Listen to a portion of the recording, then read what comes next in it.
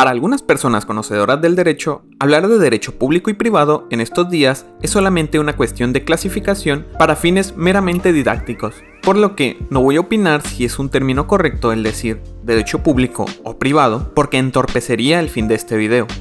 Digamos que el derecho público se clasificó así para diferenciarlo del derecho privado. La primera persona que clasificó de esta forma la ciencia jurídica fue Domicio Ulpiano, jurista romano que nació en el 170 después de Cristo y que se encargó de definir ambos conceptos, los cuales dice: el derecho público es el que regula las relaciones políticas, los fines que el Estado debe alcanzar, y el derecho privado regula las relaciones entre los ciudadanos. A esta concepción se le conoce como la teoría del interés en juego. Esta definición entonces te resume todo lo que se verá en este video, pero nosotros trataremos de adentrar un poco más en el tema.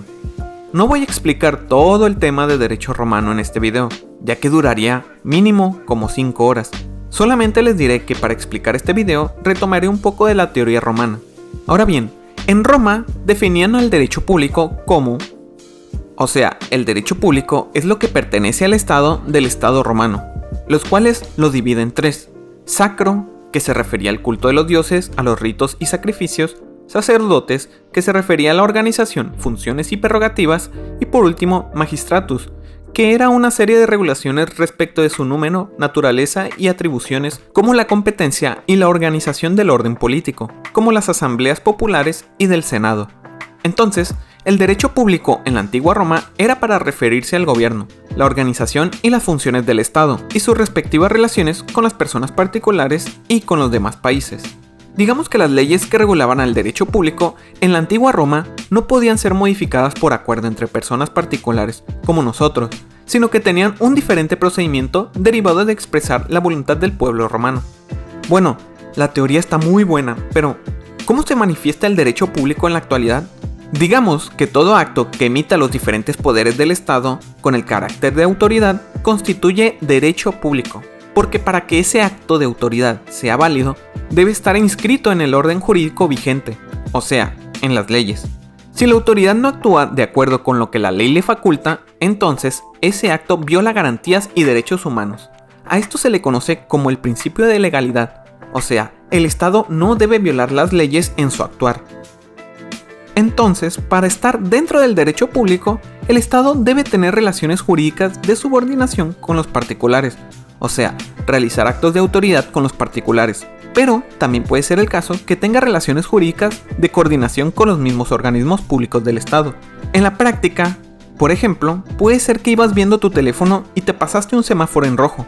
Posteriormente, un poder del Estado facultado por la ley, o sea, el policía de vialidad, funge su función como autoridad administrativa deteniéndote y realizando su respectiva multa por cometer un acto contrario al reglamento de tránsito. Ahora, esa multa es un acto de autoridad emitida por un elemento que pertenece a la administración pública de dicha ciudad. Por lo tanto, estamos ante el derecho público. Bueno, ¿y qué ramas están sujetas al derecho público? Por mencionar algunas, el derecho administrativo, el derecho constitucional, el derecho internacional público, el derecho penal, el derecho fiscal o tributario, el derecho electoral, entre otros. Haré videos explicando cada uno de ellos. Por otro lado, al derecho privado, los romanos le daban esta definición. Si el derecho público, en pocas palabras, se refiere a que el Estado, en su carácter de autoridad, debe estar presente, entonces, para el derecho privado es el que se refiere a la utilidad de los particulares, es decir, el que reglamenta sus diferentes relaciones y actividades. En Roma, el derecho privado comprendía todo el sistema de justicia privada o autodefensa, que por mucho tiempo funcionó con autonomía e independencia de las autoridades. Esta autojusticia se observaba principalmente en el ámbito civil y penal, donde los magistrados intervenían en los procesos únicamente como árbitros, pero nunca en calidad de autoridad. Así, el derecho privado se encontraba siempre sujeto a la voluntad de los particulares. Aquí las leyes podían ser modificadas por la voluntad de los individuos a quienes estaban dirigidas, y de hecho, en sus orígenes, este derecho emanaba de las agrupaciones familiares con el objeto de regular únicamente las relaciones entre particulares, las cuales podían ser de carácter familiar o patrimonial, o sea, algo así en la actualidad como las reglas de la casa o las reglas del salón. En la actualidad y en la práctica, el derecho privado se manifiesta cuando en los intereses de personas comunes y corrientes, como nosotros, no medie ninguna relación con el poder del Estado como autoridad. Ojo, como autoridad. Por ejemplo, cuando compras una coca y unas papitas, no es como que al Estado le interese qué compraste o cómo gastaste tu dinero celebrando un contrato de compraventa. Eso ya es personal y no media el Estado, aunque sí lo haga indirectamente con los impuestos y tu salud. Pero aquí la autoridad no es parte como tal en el contrato, solo eres tú y la señora Doña Conchita de la tienda. Ahora bien, imagínate que el Estado quiere construir una carretera, pero para ello debe contratar a una empresa constructora que realice este tipo de trabajo. Ante esta situación, ¿estamos ante derecho público o derecho privado?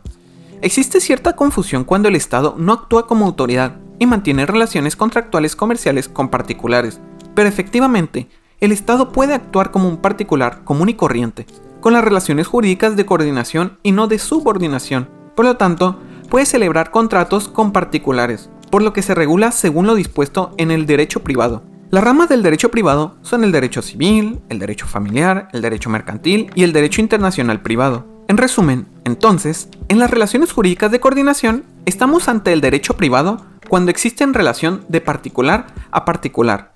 Otra entre el Estado y un particular y viceversa, entre el Estado y el particular. También tenemos esta relación jurídica al derecho público cuando el Estado tiene relación con otro órgano del mismo Estado.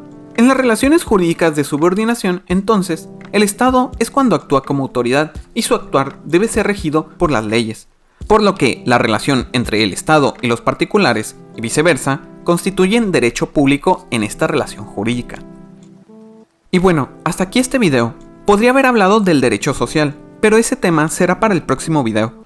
Espero que te haya sido de ayuda para entender un poco más sobre el derecho. O si vienes por una tarea, te dejo las referencias en la descripción de este video para que entres más a fondo en este tema. Si te gustó este video, puedes darle like, y si te gusta este tipo de contenido y quieres aprender más sobre derecho, puedes suscribirte si así lo deseas. Gracias a las personas que se han suscrito. Nos vemos en el próximo video.